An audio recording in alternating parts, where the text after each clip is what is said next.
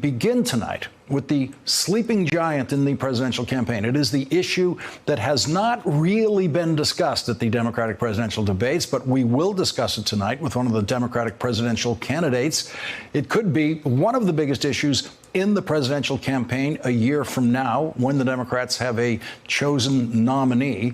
And it could be the single most damaging issue that really could cause Donald Trump to lose some support among some Trump voters, especially in agricultural states. And this issue, which could spell economic disaster for America eventually, meaning a recession, is all Donald Trump's fault. No one else has any responsibility for the creation of the potential disaster that could be coming our way, thanks entirely to the Trump tariffs and the Trump trade war, which has so far been ignored by most of the candidates and questioners in the Democratic presidential debates. Donald Trump is the only president in history who has told the American people that war is easy. He wasn't talking about a shooting war, of course. He was talking about a trade war. But trade wars are called wars for a reason. They are not called trade games. And no American president prior to Donald Trump has said trade wars are good and easy to win.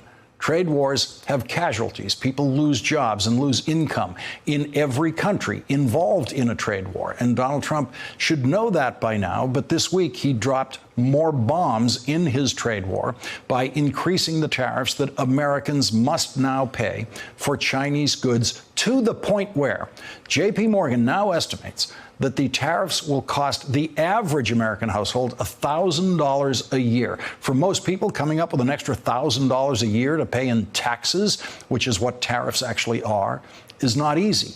And the Democratic nominee for president will surely be running hard against the Trump tariffs. But so far, the Democratic candidates are staying relatively quiet about the Trump tariffs and giving Donald Trump a very long leash in which he appears to be getting himself all tangled up politically. Donald Trump launched the trade war with China because he thought the United States trade deficit with China was too high. Now, it is higher.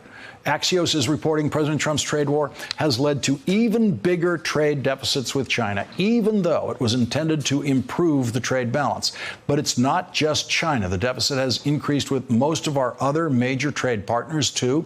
Among the U.S.'s 15 biggest trading partners, the trade balance has moved in the wrong direction for Trump in 10 of those countries between 2016 and 2018, while the aggregate trade deficit has jumped from $503 billion to $628 billion. The New York Times reports the American manufacturing sector contracted last month. A key measure showed on Tuesday heightening fears that the trade war with China could bring on a recession.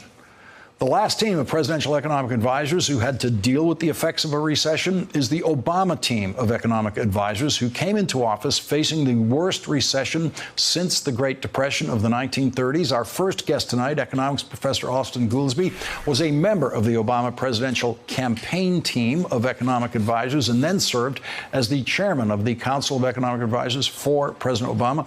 Austan Goolsbee knows what economic crisis feels like from inside the White House, and he joins us tonight with what the Trump White House and the American public might expect from the Trump trade war as it continues to fail to achieve any of the objectives that President Trump had when he started this war. Austan Goolsbee, thank you very much for joining us tonight. Really appreciate it. Great to see you again. Are you at all surprised with what the Trump tariffs have delivered?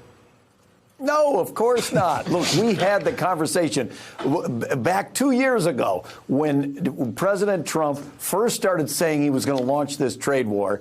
And I told you, these tariffs, if he does them, they're going to put the in dumb. There's no, this is the biggest tax increase on the middle class, I believe, ever in U.S. history. We're going to charge middle class Americans $1,000 each to entertain this fantasy that we're achieving something. We're not. You don't get the Chinese to change their behavior by publicly humiliating them and trying to bully them. That doesn't work.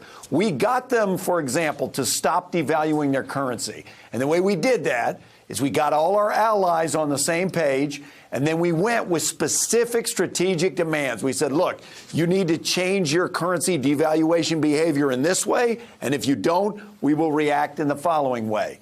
And that got them to change their behavior. Donald Trump has not made any specific demands. He thinks that this is working. He thinks this is actually good. And as you pointed out, manufacturing starting to contract. The University of Michigan consumer confidence numbers came out. I believe it was the biggest drop in consumer confidence in 6 years. And there are strong points in the economy. There's no question. But if we keep escalating this trade war, as this week we had a major escalation, we're going to get a recession. I don't think there's any doubt about that. You have served as an economic advisor on a very successful presidential campaign, the Obama presidential campaign. If you were advising a presidential campaign now, a Democratic presidential campaign, what would you say about how they should handle the Trump trade war? So far, what I seem to be watching are the Democrats kind of sitting back and letting Donald Trump have a longer and longer leash on this. And the real debate on this seems to be waiting for next year. That might be true. I've talked, I know Beto O'Rourke a little bit, and he came out with a pretty comprehensive trade plan that started with get rid of the Trump tariffs. This is self-defeating. It's doing the opposite of what they were intended. And then it went through a lot more detail on trade policy. I think you're right. Over the next year, we'll probably see more about it. But I think the impact of the tariffs in the short run is just a tax increase on ordinary Americans. Over the medium and longer run, we get the retribution and blowback that the Chinese both stop buying American agricultural products, stop buying a bunch of the stuff that we sell, and importantly, they lower the tariffs on our competitor nations. So they're doing the double whammy. And it's just, this isn't thought through. If that weren't obvious enough, just look at what the president is saying. He's varying back and forth between this is a great idea and easy to win, and turning around and saying, and actually we're going to throw 10, 20, 40 billion dollars of relief because in our hearts we know we're hurting you. The last word I quoted from the New York Times before turning to your introduction was the word recession. Is that where this is headed? I think it is where this is headed. Look, for the most part, the imports and exports aren't that big a share of the U.S. economy. So at first glance, you say, how could it lead to recession if trade isn't that big of a share and China isn't that big of a share of our trade?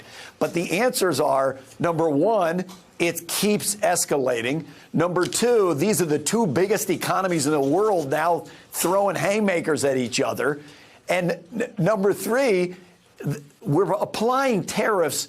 All tariffs are terrible, but the worst tariffs of all are tariffs on things that are supplies to your own manufactured products. And now we're ramping up the tariffs on steel, on aluminum, on the stuff that U.S. manufacturers need to produce their own products. So we're just doubly shooting ourselves in the foot. I really don't understand why he keeps pressing. The economy has been the strongest thing he had going for him in the polls, as you know. And that is clearly starting to weaken. And I think recession, if we keep going this way, recession is absolutely what's going to happen.